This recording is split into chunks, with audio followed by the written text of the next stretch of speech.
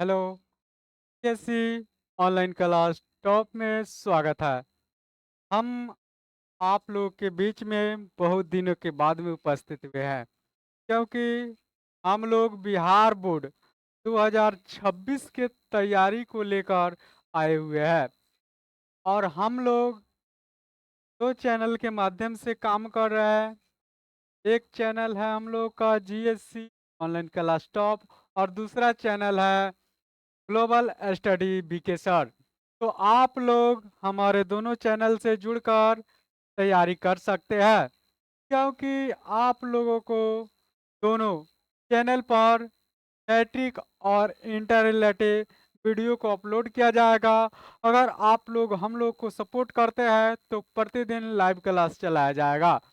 तो आप लोग हमारे चैनल से जुड़कर कमेंट में लिख सकते हैं कि लाइव क्लास चलाया जाए।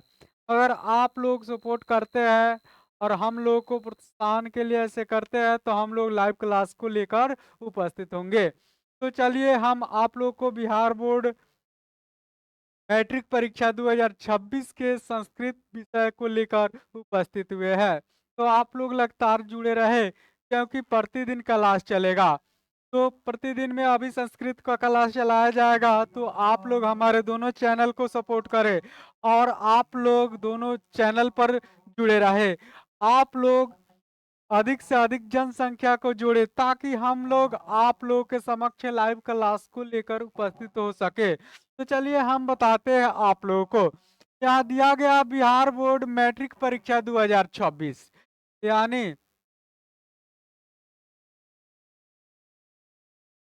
बिहार बोर्ड मैट्रिक परीक्षा 2026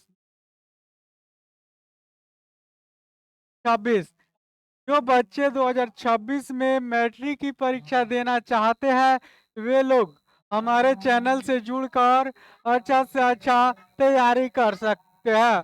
देखिएगा, हमारे पाठ्य पुस्तक 10वीं क्लास के पाठ्य पुस्तक संस्कृत प्यूसम प्यूसम का प्रथम चैप्टर मंगलम है, जिसको हम हिंदी के साथ में पढ़ाएंगे। संपूर्ण व्याख्या और हिंदी अर्थ के साथ में आप लोग के पढ़ाने का प्रयास करेंगे। तो आप लोग लगातार जुड़े रहे और हमारे चैनल को लाइक, सब्सक्राइब और शेयर करें, ताकि आप लोग के दोस्त मित्र इत्यादि जुड़ सके। तो देखिए, मंगलम पाठ को संपूर्ण हिंदी के साथ में ऑब्जेक्टिव और सब्जेक्टिव संपूर्ण एक ही क्लास में कराएंगे, जिसको 3 पार्ट में अपलोड किया जाएगा। प्रथम पाठ में होगा मंगलम पाठ का सॉरी मंगलम पाठ का संपूर्ण व्याख्या एवं अर्थ।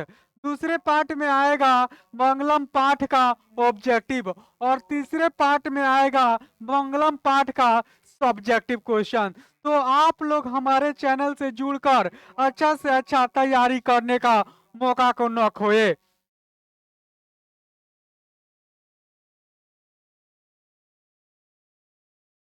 आप लोगों के लिए कुछ लाइन अर्ज करते हैं, तो आप लोग ध्यान से देखें।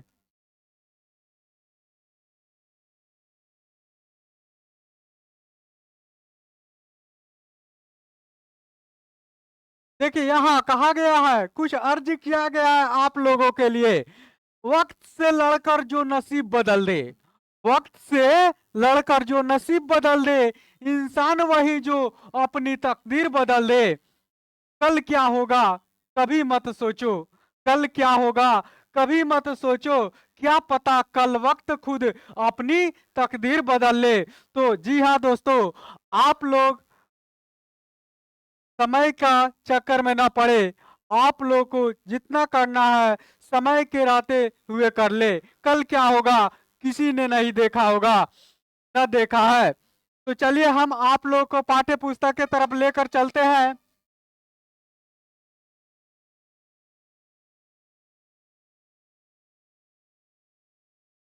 चलिए हम आप लोग को पाठ्य पुस्तक की तरफ लेकर चलते हैं।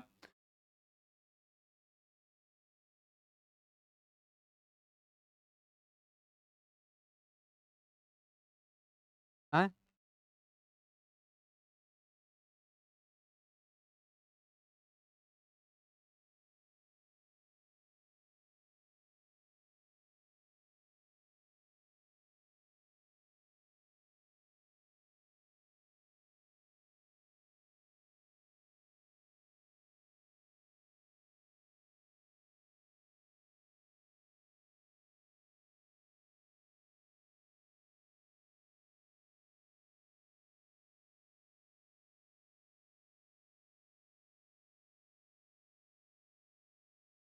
चलिए, तो आप लोगों के समक्ष में हम लेके आ गए हैं, आप लोग के पाठ्य पुस्तक यहाँ दिया गया है।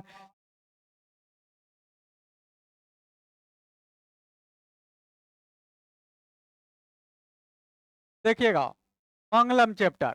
मंगलम का अर्थ क्या होता है? सबसे पहले जानेंगे मंगलम क्या है। मंगलम का अर्थ क्या होता है? मंगलम का अर्थ शुभ होता है। मंगलम का अर्थ शुभ होता है।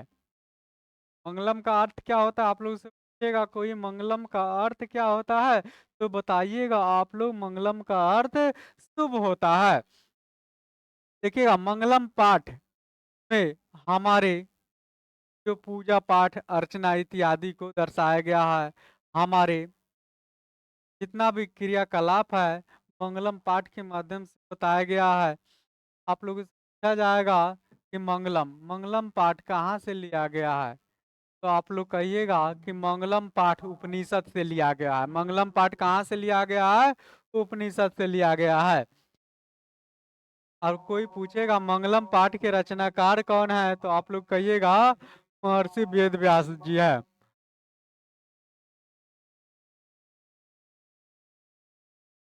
रचनाकार कौन है? तो वेद व्यास जी है। मंगलम पाठ कहाँ से लिया गया है? तो उपनिषद से लिया गया है। उपनिषद से लिया गया है। तो आप लोग इतना ध्यान रखिएगा कि मंगलम पाठ कहाँ से लिया गया है, तो उपनिषद से लिया गया है। मंगलम पाठ के रचनाकार कौन है? तो महर्षि वेद व्यास जी है। और उपनिषद के रचनाकार कौन है? तो महर्षि वेद व्यास जी है। अब आप लोग से क्वेश्चन पूछा जाएगा कि मंगलम पाठ में जो उपनिषद है, उपनिषद का अर्थ क्या होता है? उपनिषद का अर्थ क्या होता है? तो आप लोग बता सकते हैं उपनिषद का अर्थ गुरु के समीप बैठकर शिक्षा को अर्जित करना है या विद्या को अर्जित करना ही उपनिषद है। एक बार और ध्यान से आप लोग सुन लीजिएगा, उपनिषद का अर्थ क्या होता है। आप लोग को 2 नंबर का ऑब्जेक्टिव में सब्जेक्टिव में क्वेश्चन आता है, उपनिषद क्या है, तो आप लोग जवाब दे सकते हैं गुरु के समीप या नजदीक बैठकर विद्या को अर्जित करना उपनिषद होता है। तो आप लोग का 2 नंबर का सब्जेक्टिव क्वेश्चन तैयार हो जाता है। उपनिषद क्या है, चाहे उपनिषद किसे कहते हैं। एक ऑब्जेक्टिव आप लोगों से पूछा जाएगा कि उपनिषद कितने प्रकार के होते हैं। उपनिषद कितने प्रकार के होते हैं, तो आप लोग बता सकते हैं उपनिषद 108 प्रकार के होते हैं। उपनिषद कितना प्रकार के होते हैं? तो 108 प्रकार के होते हैं। तो हम पाठ्य पुस्तक के तरफ चलते हैं और उनके कुछ सारांश को भी पढ़ लेते हैं। यहाँ दिया गया है उपनिषद वैदिक वाङ्मयस्य अंतिमे भागे दर्शन शास्त्रस्य परम आत्मना महिमा प्रधानतया गीयते तेन परमात्मना जगत व्याप्त मनुशास्तिम शास्ति स एवं सर्वेषां तपसां परम लक्ष्यम अस्मिन् पाठे परम परम आत्मपरा उपनिषदाम पदयात्मका पंचमंत्रा संकलिता संते। यह आप लोगों के संस्कृत का सारांश दिया हुआ है। जो प्रथम मंगलम पाठ है उसका सारांश दिया गया है। अब उसका अर्थ भी बता देते हैं। यह अर्थ दिया गया, उपनिषद वैदिक साहित्य के अंतिम भाग में दार्शनिक सिद्धांत को प्रकट करते हैं। इधर क्वेश्चन आप लोगों से पूछा जाएगा, उपनिषद वैदिक साहित्य के अंतिम भाग में क्या प्रकट करते हैं, तो दार्शनिक सिद्धांत को प्रकट करते हैं। यहाँ एक ऑब्जेक्टिव बन जाता है कि उपनिषद वैदिक साहित्य के अंतिम भाग में किस चीज को प्रकट करते हैं, तो दार्शनिक सिद्धांत को प्रकट करते हैं। दार्शनिक का अर्थ होता है दर्शन करने योग्य, भ्रमण करने योग्य, घूमने योग्य। देखिए यहाँ फिर लिखा गया है कि सब जगह श्रेष्ठ पुरुष परमात्मा की महिमा का प्रधान रूप से गायन हुआ है। यहाँ लिखा गया है परमात्मान महिमा प्रधानता गीयते तेन परमात्मना जगत व्याप्त मनुशास्ति चास्ति। उसी परमात्मा से सारा संसार परिपूर्ण और अनुशासित है। जो परमात्मा है, जो ईश्वर है, उन्हीं के द्वारा सारा संसार चलता है और उन्हीं से परिपूर्ण है और उन्हीं के अनुशासित के अनुसार हम लोग चल पाते हैं। अस्मिन पाटे परमात्मा परा उपनिषदाम परम पदयात्मक का पंच मंत्रा संकलिता संति। इस पाठ में उस परमात्मा की प्राप्ति हेतु अब बताया गया कि जो ईश्वर है, जो परमात्मा है, के प्राप्ति के लिए उपनिषद के 5 मंत्र को इसमें दिया गया है। अब इधर क्वेश्चन आप लोगों से पूछा जाएगा ऑब्जेक्टिव में कि मंगलम पाठ में कुल कितने मंत्र है।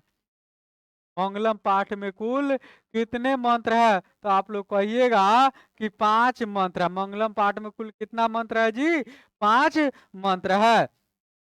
चलिए हम प्रथम मंत्र के तरफ लेकर चलते हैं और उसका अर्थ भी आप लोग को बताएंगे।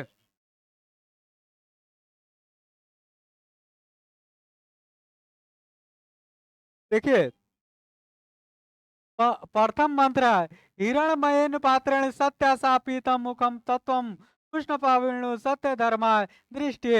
अब आप लोग को श्लोक दिया गया है, श्लोक का अर्थ बता देते हैं। आप लोग ध्यान से पढ़िएगा तो पढ़ने में कठिनाई नहीं होगा। संस्कृत है, संस्कृत में आधा को भी पूरा पढ़ना पड़ता है, जो आधा वर्ड होता है उसको भी पूरा पढ़ना पड़ता है ताकि पूर्ण वर्ड बन सके। देखिएगा हिरणमयेन पात्रेण सत्य श्या प्रियतम मुखम तत्वम कृष्ण पाविण्णु सत्य धर्माय दृष्टि। देखिए इसका अर्थ है हे प्रभु। अब कहा गया है अर्थ में भगवान से कहा जा रहा है, ईश्वर से, सत्य का मुख सोने जैसा आवरण से ढका हुआ है। जो सत्य का मुख है ढका हुआ है तो सोने के आवरण से ढका हुआ है। सत्य धर्म के प्राप्ति के लिए उस आवरण को हटा दे। बताया गया है कि मतलब सत्य धर्म के प्राप्ति के लिए उस आवरण को हटा दे। चलिए हम दूसरे श्लोक के तरफ लेकर चलते हैं।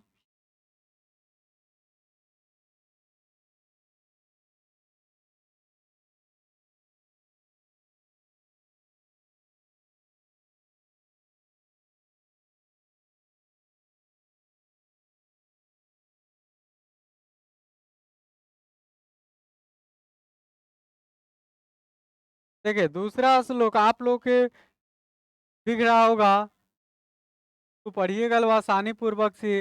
अरोड़यान महतो मयान आत्मस्य जंतु तो गुयाम त्रम करंतरु पश्यति वित को धातु प्रसदनाम महिमना आत्मनाम। देखिए इसका अर्थ आप लोग को दिया गया है। मनुष्य के हृदय रूपी गुफा में पड़ू से भी छोटा और महान से भी महान आत्मा विद्यमान है। आप लोग सब क्वेश्चन पूछा जाएगा मनुष्य के हृदय रूपी गुफा में क्या है।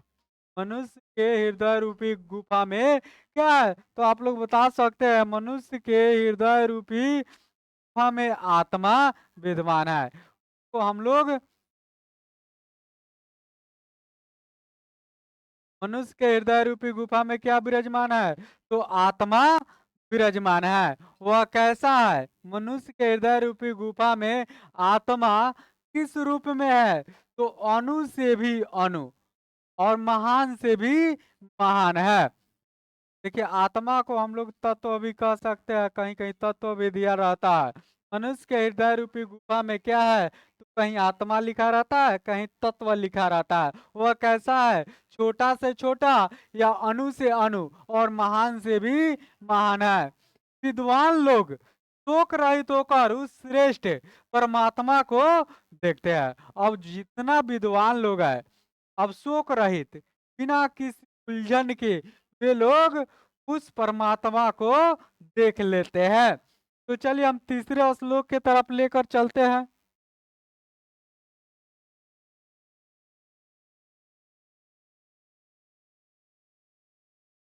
देखिए अगला आप लोग के समक्ष में उपस्थित किए हुए हैं, तो ध्यान से पढ़िएगा लोग। सत्यमेव जयते नान्यर्थम ततेन पंथता वित्त तो देवयाना येना कर्मन्तस्यो अप्त कामा यत्र तत् सतस्य परम निधानम। देखिए आप लोग का तीसरा का श्लोक दिया गया है और कहा भी गया है सत्य की जीत होती है। सत्य की जीत होती है। आप लोग सब ऑब्जेक्टिव में पूछा जाएगा किसकी जीत होती है, तो सत्य की जीत होती है। किसकी हार होती है, तो झूठ की या असत्य की हार होती है। सत्य से ही देवलोक का रास्ता प्राप्त होता है। जो सत्य है उसी से देवलोक का रास्ता प्राप्त होता है। ऋषि लोग देवलोक को प्राप्त करने के लिए उस सत्य को प्राप्त करते हैं जहाँ सत्य का भंडार है। अब यहाँ का क्वेश्चन आएगा आप लोगों को, ऋषि लोग देवलोक को प्राप्त करने के लिए किस चीज को प्राप्त करते हैं? तो सत्य को प्राप्त करते हैं। सत्य से किसका मार्ग प्रशस्त होता है? तो देवलोक का मार्ग प्रशस्त होता है। आप लोग का श्लोक से ही ऑब्जेक्टिव तैयारी हो जाएगा। तो आप लोग हमारे चैनल से जुड़े रहे, आप लोगों को चैप्टर के माध्यम से ही ऑब्जेक्टिव और सब्जेक्टिव का तैयारी करा देंगे। आप लोग लगातार जुड़े रहे और जुड़कर पढ़ते रहे और हमारे वीडियो को आगे तक शेयर करते रहे। तो चलिए हम अगले श्लोक की तरफ लेकर चलते हैं।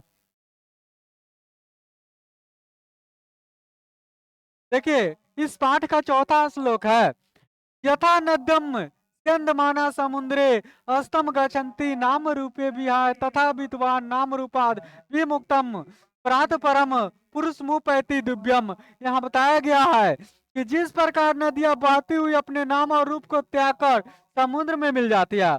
अब आप लोग को ऑब्जेक्टिव में भी क्वेश्चन यहाँ से पूछा जा सकता है कि नदियां नाम और रूप छोड़कर कहाँ मिलती है? तो समुद्र में मिलती है। नदियां नाम और रूप छोड़कर कहाँ मिलती है? तो समुद्र में मिल जाती है। उसी प्रकार विद्वान अपने नाम और रूप को त्याग कर परम पिता परमेश्वर की प्राप्ति करते हैं। अब यहाँ बताया गया है कि विद्वान लोग भी क्या करते हैं?